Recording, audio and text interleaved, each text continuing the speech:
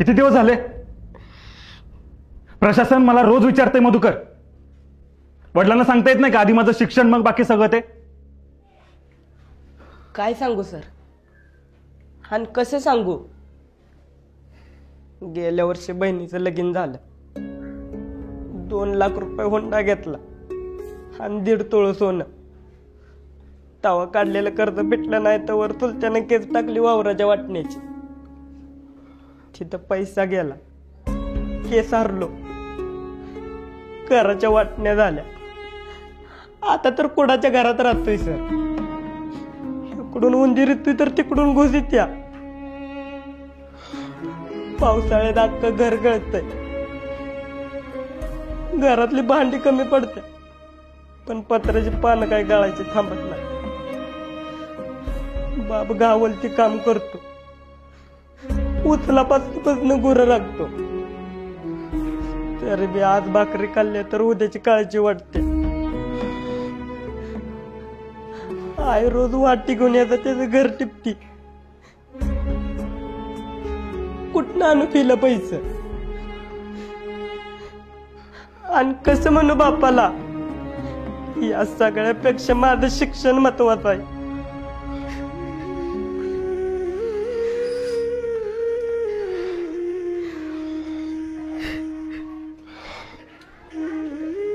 चला लिहून घ्या सगळ्यांनी.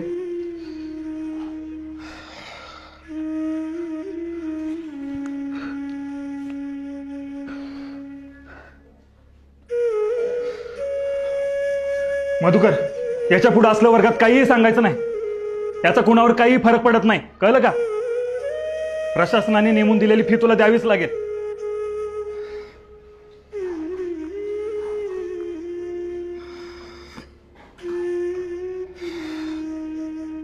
मधुकर, जाताना स्टाफ रूम मध्ये भेटून जा.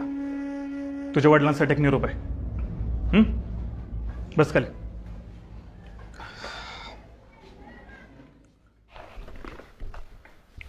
आत येऊ का सर? अरे ये मधुकर, बस. नाही नको, हाय तो उभा. अरे ये रे, बस. नको. अरे ये म्हणलं ना.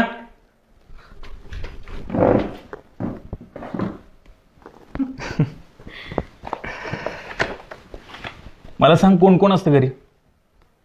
आई वडील असतात आणि 2 बहिणी आहेत. एकीचं लगीन झालंय, एकीचं यंदा होईल. बहिणीचं वय किती रे?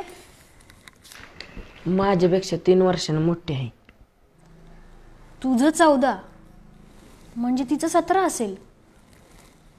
एवढं लवकर लग्न कसं काय? कधी कधी परिस्थितीसमोर हात टेकावे लागतात मॅडम. सगळीकडेच तुमचे सरकारी नियम लावून चालत नाही. शिक्षक असून तुम्ही असं म्हणता कांबळे सर? अहो, शाळेपेक्षा बाहेरच्या जगात जास्त वावरणारा शिक्षक आहे मी. घरात तरण्यापुरीला ठेवून रानात जाणाऱ्या बापाच्या जीवावर उचललेल्या वजापेक्षा जास्त दडपण येतो. आणि तेच मनावरचं ओझं हलकं करण्यासाठी तो तिच्या लग्नाची घाई करत असतो. अहो, पण तिने शिक्षण घ्यायला हवं होतं असं तुम्हाला खरंच नाही वाटत? अहो मॅडम, याच्या शिक्षणासाठी पैसे नाहीत त्यांना, तर मुलीच्या शिक्षणासाठी कुठनं असणार आहेत?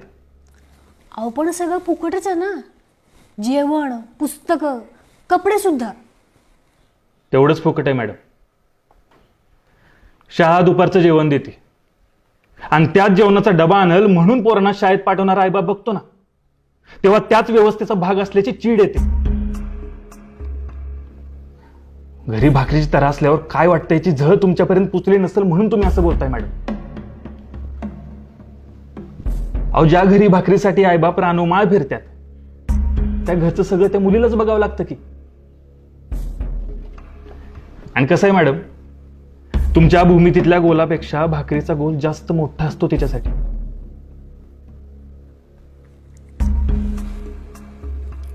एक बाई म्हणून काळजी वाटली म्हणून बोलले मी. हीच तर अडचण आहे आपल्या शिकलेल्यांची. आपण ते वाईट कसं हे सांगतो, हळहळतो, पण प्रत्यक्ष अडचण सोडवत नाही, इथून बाहेर पडत नाही, मदत करत नाही. भाषण करणारा नकोच आहे आपल्याला, भाकरीची सोय करणारा हवाय. आणि हे सगळं तो त्या मुलीचा बाप करतो म्हणून तो आपल्यापेक्षा कायम ग्रेटच आहे असं वाटतं मॅडम मला.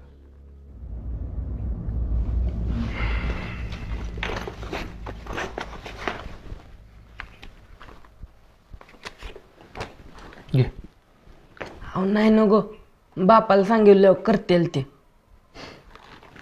स्वाभिमान, हा स्वाभिमान गरीबाच्याच दावणीला का बांधलेला असतो? अजून एक कोड. अरे बाबा घे, तू मोठा झालास, कामाला लागलास की कर परत, मग तर झालं.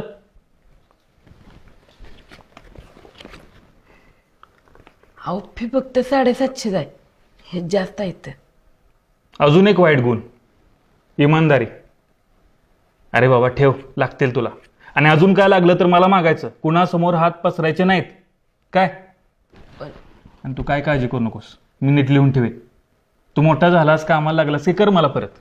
पण आता एक शब्द बोलू नकोस. उद्याची उद्या फी भरून टाकायची आणि आता फक्त अभ्यासाचाच विचार करायचा काय. चला.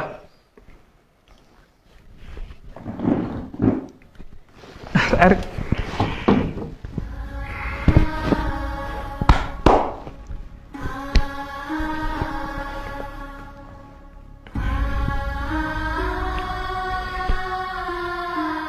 सर, हे एकदा फिरवू का?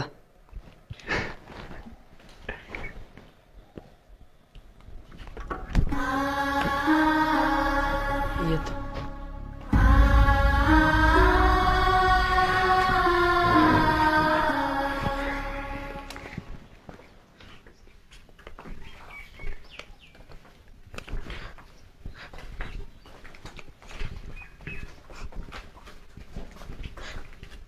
मध्या, काय झालं रडायला? सर रागवलं का? नाही अभ्या, फीचे पैसे दिले सरांनी. सगळे शिक्षक कुरकुटे तरंगत नसत्यात रे. काय काय कांबळे सर बी असते. तिथनी 1 मिनिट बी लागला नाही हे काढून द्यायला. माझ्या बापाचं 2 दिवसाचं कष्ट वाचवलं रे याने.